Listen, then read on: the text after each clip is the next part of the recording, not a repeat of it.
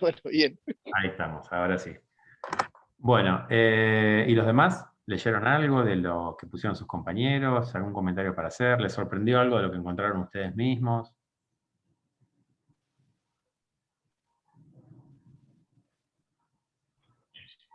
Sorprende que varias empresas se dedican, tienen departamentos para responsabilidad social. Ujú. eh, es algo muy presente y se ve que, ¿cómo se llama? Que es parte fundamental del éxito que tienen. Bien, sí, sí, lo ponen como un eje importante dentro de la empresa. Ujú. ¿Los demás? Nada.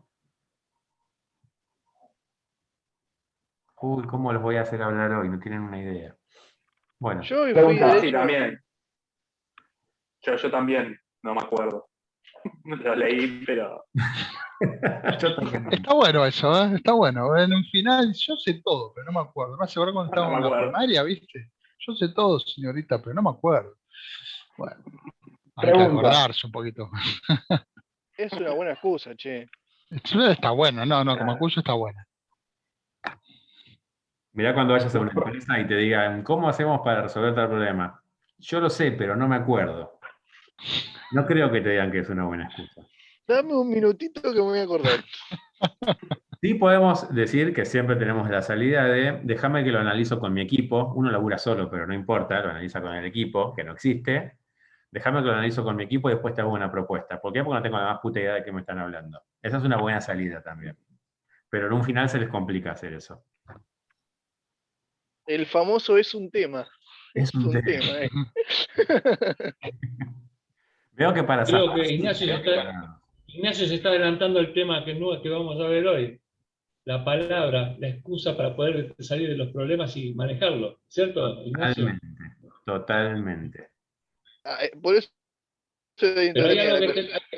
hay algo que hay que tener en cuenta. Si vos te fijás, la gran mayoría de las empresas que están dentro de los que pusieron en el chat, hay algunas que son empresas de cierto nivel y presencia en el mercado, en donde tienen que tener una imagen a través de lo que es la responsabilidad social, y a su vez también, si tienen ISO 9000, están dentro de las estructuras de las ISO 9000 de las compañías.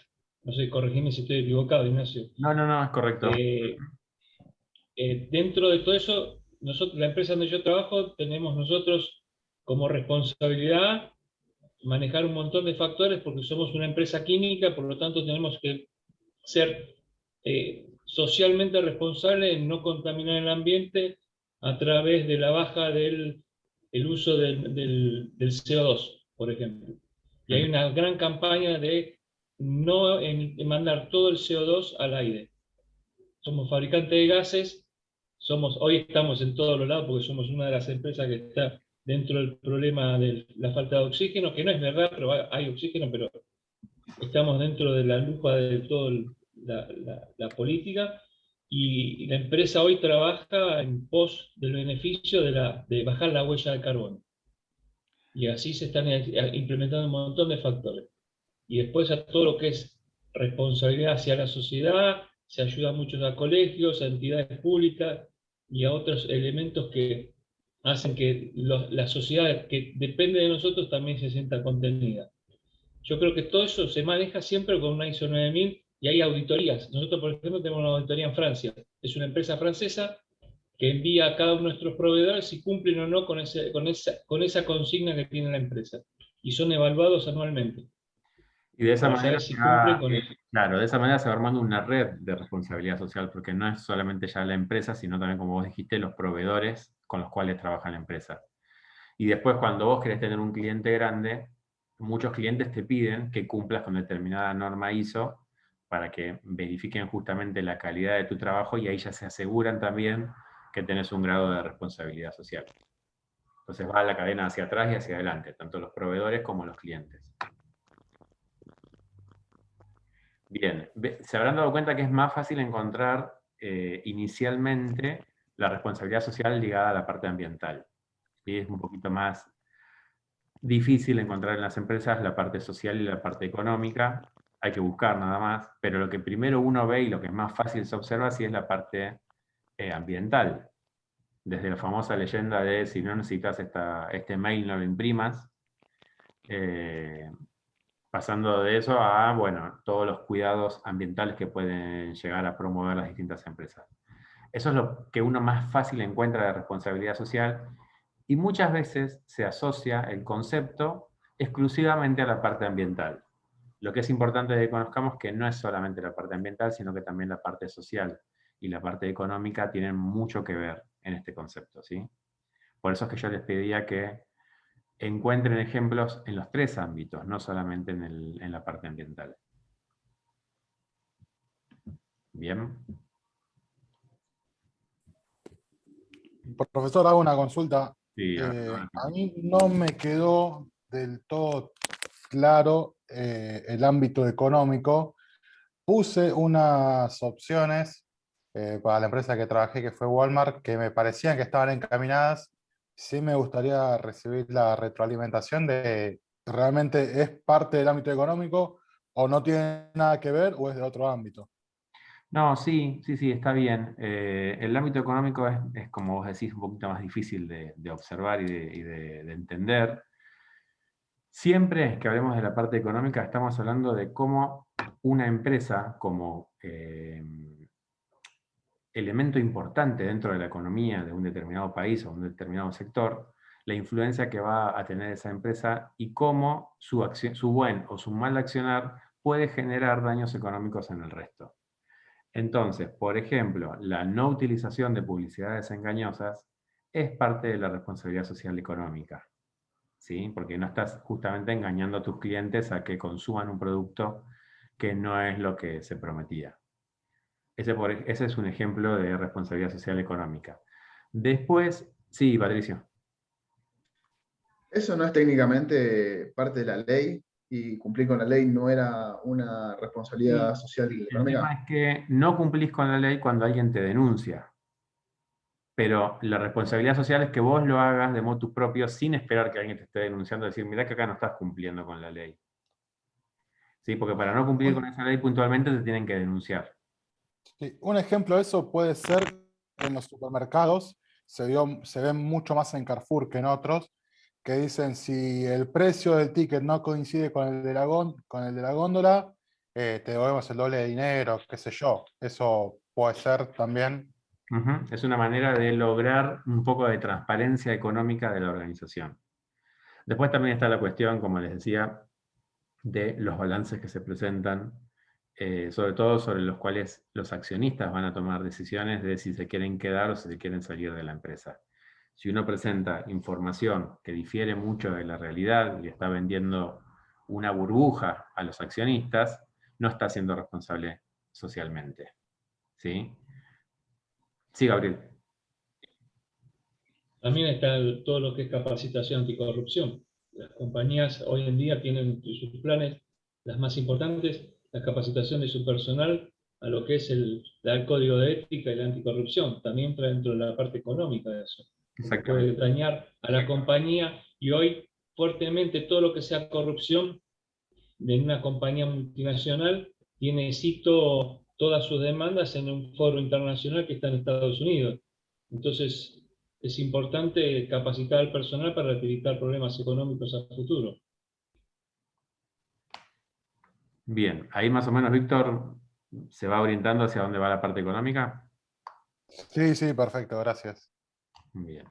Bueno, vamos a salir de la responsabilidad social y nos vamos a meter en el tema que nos toca ver hoy y que tendremos que haber empezado la semana pasada. Antes que nada les pido disculpas por avisarles con poco tiempo la semana pasada de que no podía, pero realmente no llegaba. Me conecté 2 minutos nada más, o sea, llegué, estuve 2 minutos acá que me conecté para ver si alguien se había conectado, que había 2 alumnos, y me fui. Así que bueno, nada, por eso no tuvimos la clase de la semana pasada. Sí, la idea era que aprovecharan el tiempo para leer el material, me imagino que lo recontra hicieron. Mirá cómo se ríen. Bueno, pero lo que tenemos que ver hoy entonces son 2 libros, a falta de uno, pero que tienen una particularidad, y es que van muy de la mano, y son dos libros muy fáciles de relacionar entre sí. ¿Por qué? Porque son dos miradas bastante cercanas acerca de lo que está pasando con las organizaciones hoy en día.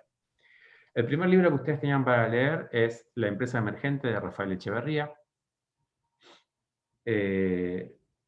Los dos libros arrancan de la misma manera. El segundo libro es La organización fractal. ¿Sí? Lo pongo en sintonía. Los dos libros arrancan de la misma manera.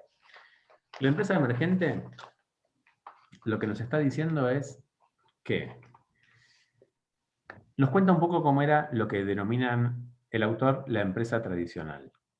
¿Qué es la empresa tradicional? Es la forma anterior de hacer empresa, es la forma que se ha venido estudiando y aprendiendo. Aquellos que son alumnos de administración ya lo han hecho en las primeras materias de administración, que tiene que ver con las primeras escuelas administrativas, con los primeros autores como Taylor, Ford, Fayol, Peter Drucker. Digo Drucker ahora que Fer nos enseñó que es Drucker. Yo siempre le había dicho Drucker, así que... Max Weber, que es el que ideó el modelo de la burocracia, y todo lo que se conoce como el enfoque neoclásico de la administración. Básicamente lo que nos plantea el libro es, ok, todo eso funcionó en un momento, pero ya no funciona más.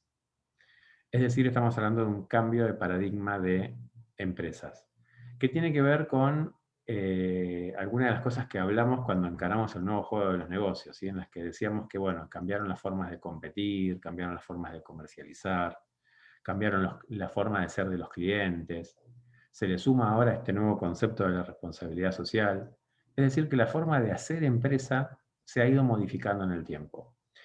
Y los dos libros sostienen lo mismo, y es que la empresa tradicional ya no puede continuar.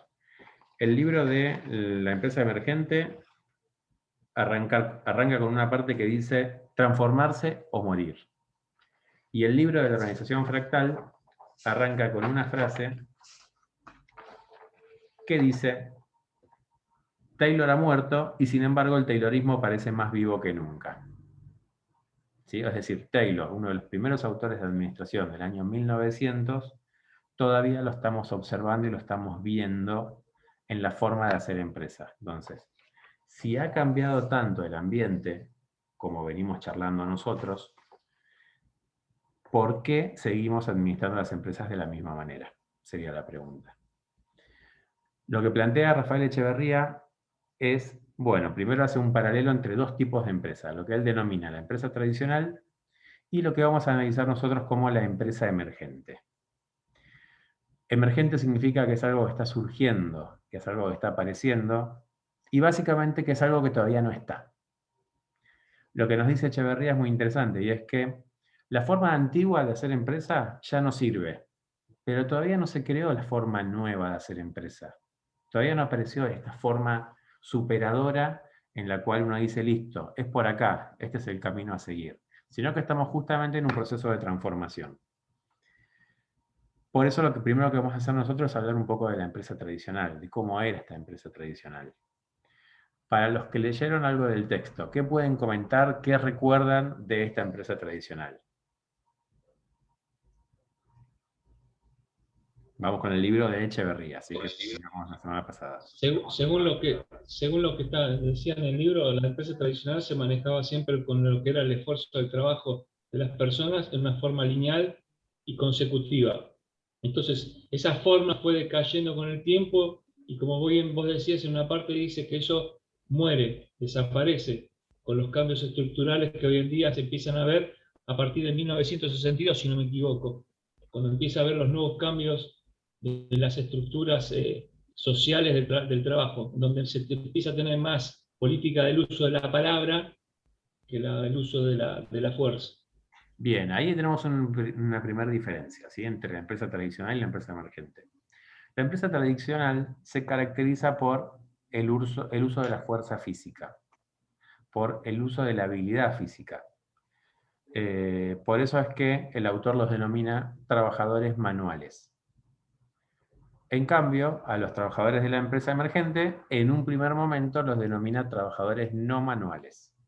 Es decir, la empresa de hoy en día tiene trabajadores no manuales. Y esto hay que aclararlo bien porque muchas veces genera cierta confusión. Cuando hablamos de destreza física, estamos hablando de que preponderantemente en los trabajos, cuando comienza la administración en el 1900, se utilizaba más la fuerza física que el conocimiento. No implica que no se utilizaba el conocimiento, ¿sí? Porque a mí me pueden dar todas las herramientas del mundo y si yo no las sé utilizar, difícilmente puedo hacer algo, por más que tenga fuerza. Entonces, Ahí conocimiento... mencionaba a los ingenieros. Perdón. Claro. Menciona a los ingenieros en el sentido de que separa, hace una disyunción, no sé si lo recuerdan el paradigma de la simplicidad, hace una disyunción entre el hacer y el pensar. Es decir, va a haber un grupo de personas que hacen y va a haber un grupo de personas que piensan. Los que piensan van a ser los ingenieros. Y el resto, que son los operarios, son los que hacen. Lo más interesante de todo esto es que las personas que esbozan esta forma de trabajo son ingenieros. Entonces lo que están diciendo es que los que tienen que pensar son ellos y no los demás. Esto que nos parece un tanto arcaico no es nada arcaico. De hecho, lo observamos en las organizaciones creo que de manera constante. Yo un día entré al aula, el año pasado creo que fue. Entré al aula, tenía que dar esta clase, y agarré en el pizarrón y escribí una frase que me habían dicho ese día. Y era, no piensen, trabajen. O sea, hace 2 años a mí me dijeron esa frase. ¿Sí? Y me imagino que algunos de ustedes alguna vez también escucharon una frase de ese estilo, ¿o no? ¿A alguien le pasó alguna vez? Yo no te pago Sí, para pensar. no te pago para pensar, sino para trabajar, te dicen. Como si una cosa fuera separada de la otra, justamente. ¿No? O sea, el trabajar no es Una pensar. vez me dijeron, yo sé que vos tenés razón, pero yo soy tu jefe, así que lo que importa es lo que yo digo. Se acabó la discusión. Bien, tranqui. Bueno, todo lo que vamos a estudiar hoy no tiene nada que ver con eso. O sí, en realidad. Eso es lo que pasa en la realidad. A ver, y eso es lo que nos ha pasado a todos alguna vez, de que nos digan, todo bien, pero no. Todo bien, pero no desde muchos lugares, ¿eh? Y sobre todo a ustedes, que son más jóvenes que yo, no todos, pero algunos. Gabriel es así. Pero la mayoría son más jóvenes que yo.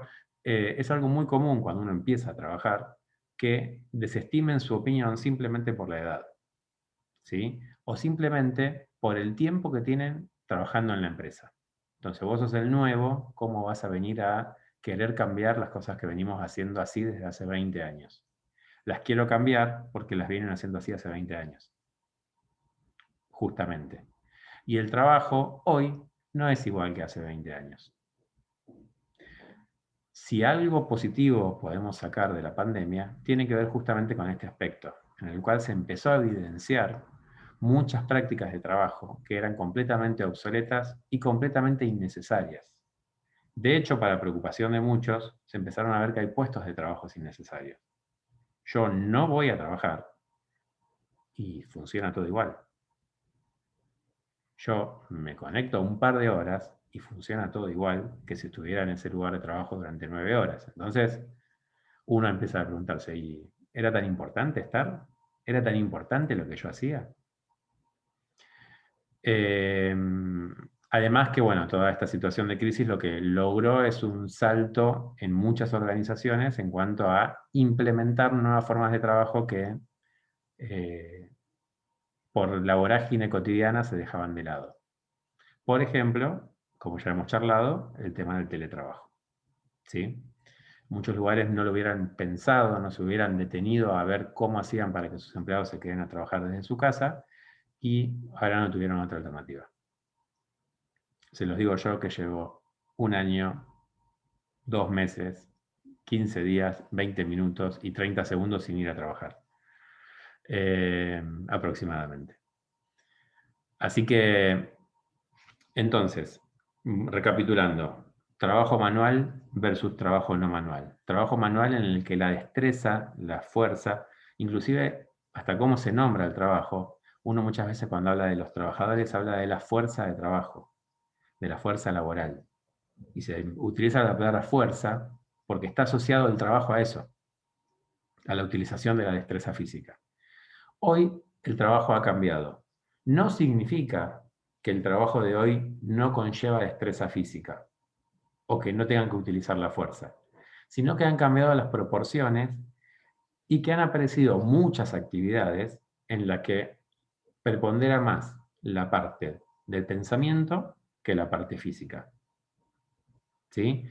Y esto lo quiero aclarar, no aplica para todos los trabajos. ¿Está bien? Sigue habiendo trabajos en los cuales es más físico que pensamiento. Sin embargo, lo que observamos es que surgen nuevos puestos de trabajo en los que se requiere mayor conocimiento y menor cantidad de destreza física. De hecho, algo que se observaba en las empresas tradicionales es cuál era la labor de los jefes. Y la labor de los jefes generalmente era esta labor que quedaba a manos de los ingenieros, originalmente, que era la de pensar. Y si yo les pregunto a ustedes de qué trabajan sus jefes, muchas veces las respuestas que obtengo es, no hacen nada, se la pasan todo el día hablando por teléfono. Bueno, ese es el trabajo, hablar por teléfono. ¿Sí? O tener 20 reuniones, se la pasan charlando con todo el mundo tomando café. Y uno dice, este flaco no hace nada, yo estoy todo el día, 8 horas por día, cargando facturas, quemándome las pestañas, y el flaco este no hace nada. Sin embargo, no es que no hace nada, hace un trabajo diferente. Hace un trabajo que tiene más que ver con la aparición de algo que Echeverría le da mucha importancia, que es el uso de la palabra. En lugar de la destreza física que se utilizaba en la empresa tradicional, la empresa emergente se empieza a notar más la utilización de la palabra, ¿sí? El poder transformador de la palabra. Y en esto Rafael Echeverría es un experto en el tema y es una persona que ha ahondado mucho en el tema. Hay un libro que se los recomiendo que se llama Ontología del lenguaje. Ontología significa ser a través del lenguaje. Y Echeverría es un expositor de este tema, el cual sostiene que uno es a partir de la palabra. Y este poder transformador de la palabra, que ustedes van a observar en el libro, tiene que ver con que muchas veces, diciendo sí o no simplemente, estamos transformando una realidad. Por ejemplo, yo hace un rato les dije el parcial es la semana que viene. Estaba transformando una realidad, porque el parcial es dentro de 2 semanas. ¿Sí? Y la transformé sin ningún movimiento físico, solamente con la palabra. Al permitir o no permitir algo, al tomar una decisión, estamos transformando la realidad simplemente con la utilización de la palabra. Por eso es que Echeverría le empieza a dar una mayor fuerza y un mayor poder al uso de la palabra. Y ahí es que ustedes van a ver que al nuevo trabajador, al trabajador de la empresa emergente, se lo llama trabajador no manual, o también recibe otro nombre. ¿Alguien lo recuerda?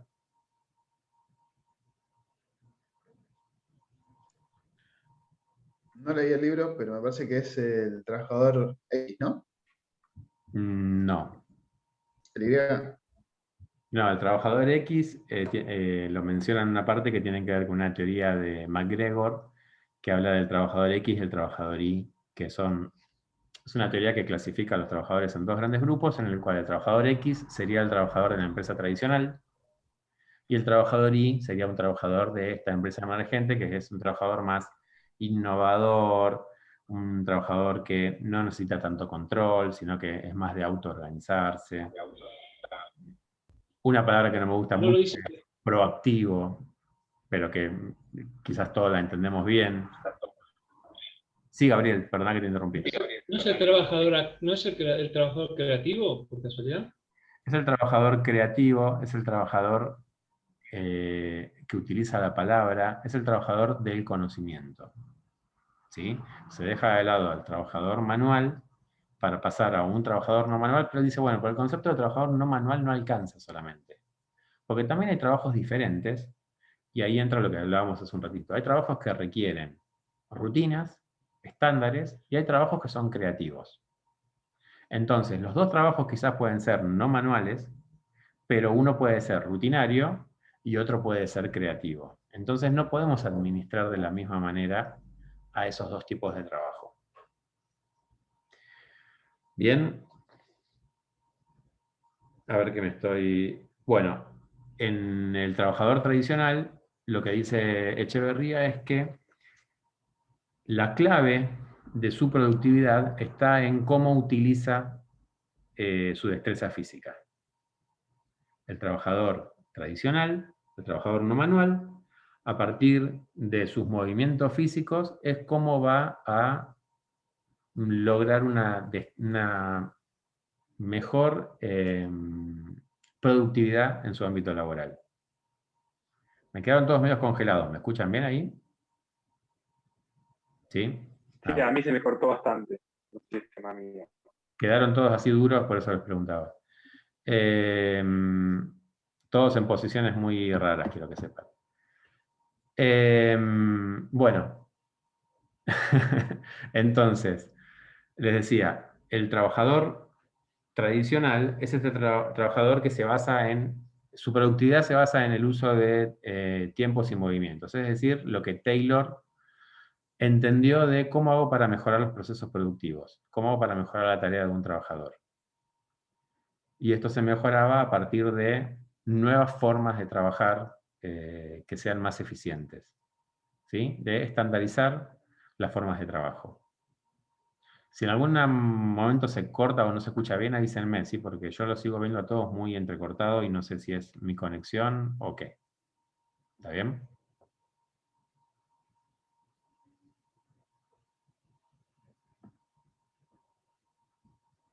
¿Me siguen ahí? ¿Escuchan? Sí, Sí, todo bien. Sí, sí, se escucha. Sí, profe. Perfecto, pensé que quedé hablando solo por eso. Bueno. Bueno, una de los grandes cambios que observa Echeverría tiene que ver con esto de no podemos dividir el trabajo del pensamiento, no podemos dividir el hacer del pensar. Lo que él dice es, los trabajadores hoy en día tienen las dos condiciones. Por eso es que antes el que pensaba era el ingeniero y ahora en esta nueva empresa emergente el que va a pensar, él lo denomina practicante reflexivo, ¿sí? Que es el mismo trabajador que va a reflexionar y que va a pensar acerca de sus propias tareas. Todo esto tiene que ver con dos cosas muy importantes. De qué manera se trabaja, de qué manera se controla el trabajo y cuál es el sentimiento preponderante en un tipo o en otro tipo de empresa. La empresa tradicional, la manera de control que tenía se llamaba mando y control. Yo doy una orden y controlo si esa orden se cumple o no. Eso era ser un jefe. ¿Sí? Establezco un objetivo y el objetivo se tiene que cumplir. Y si no se cumple, tiene que haber una sanción. ¿Bien? ¿Les suena conocido alguno esto? ¿Trabajan así en algunos ámbitos laborales? Yo les diría que en todos se trabaja de esta manera, o en la gran mayoría. El mando y control, lo que nos presenta Echeverría, que es muy interesante, es no se puede realizar hoy en día con el trabajo del conocimiento, con el trabajo no manual. ¿Cómo hago yo para mandar y controlar a una actividad creativa? ¿Cómo hago para decirle, no, tenés que generar una innovación y la estás generando mal? No es, tenés que hacer un tornillo y el tornillo está mal hecho, que eso sí, a partir de un proceso estandarizado lo puedo controlar. Es mucho más difícil controlar al trabajador del conocimiento. ¿Por qué? Porque justamente el trabajador va a tener un conocimiento que aquel que lo controla no necesariamente lo tiene. Se contrata a un trabajador por su conocimiento. Entonces, el jefe no tiene por qué tener el mismo conocimiento, sino para qué contrata al trabajador, si los dos conocen lo mismo. ¿Sí? Lo que se busca, recuerden ustedes el concepto de paradigma y los modelos mentales, lo que se busca es tener distintos pensamientos, distintas personas que tengan distintos conocimientos, para poder contrastarlos y de esa manera resolver mejor los problemas de la realidad. ¿Sí?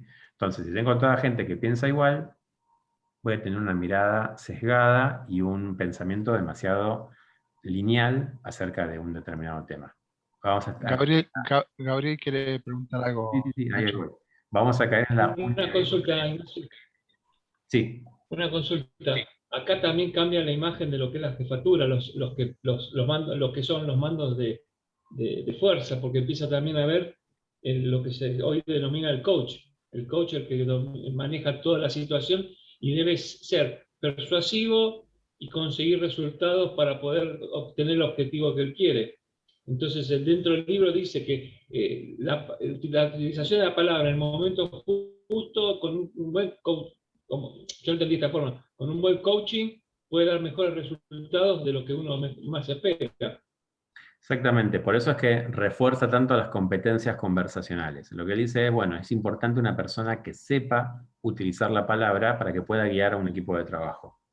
No es una persona que tiene que estar controlando y con cara de enojado y decir en qué se equivocó el otro, sino que es una persona que tiene que tratar de obtener de cada uno de sus trabajadores el máximo potencial posible. Y eso se logra a través de la palabra, a través del convencimiento, a través de generar ámbitos de reflexión en el trabajo, en los cuales se piense qué es lo que se está haciendo antes de hacerlo. Por eso es que le da tanta importancia a la palabra, justamente. ¿Sí? Pero tiene que ver con los cambios del entorno. Ha cambiado la forma de hacer empresa, entonces no se puede seguir de la misma manera que se seguía hace 100 años. No se puede administrar de la misma forma. Sí, Patricio le surge el lado peronista y me avisa que faltan 2 minutos. Así que sí, allá ahora enseguida cortamos y arrancamos de vuelta. ¿Hasta acá se entiende más o menos? El libro de Echeverría es un libro bastante fácil de leer. Sí, es un libro bastante, al menos a mí me parece un libro bastante claro. No sé, los que lo leyeron, ¿qué les pareció?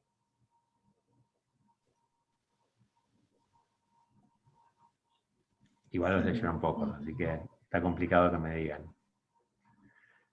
Miren, el examen va a ser en 2 semanas. Para rendir el examen ustedes tienen que tener todo el material leído. ¿Sí? Eso va a ser muy importante, o sea que dedíquenle tiempo a la lectura. No se queden solamente con lo que estamos charlando en clase, porque lo que yo estoy tratando de hacer en clase es unir temas, ¿sí? Pero es necesario que ustedes los identifiquen por separado.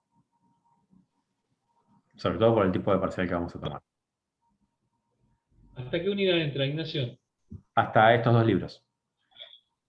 Ok. Estos 2 libros inclusive.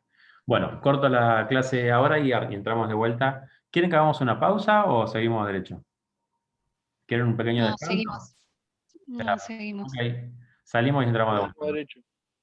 Adiós.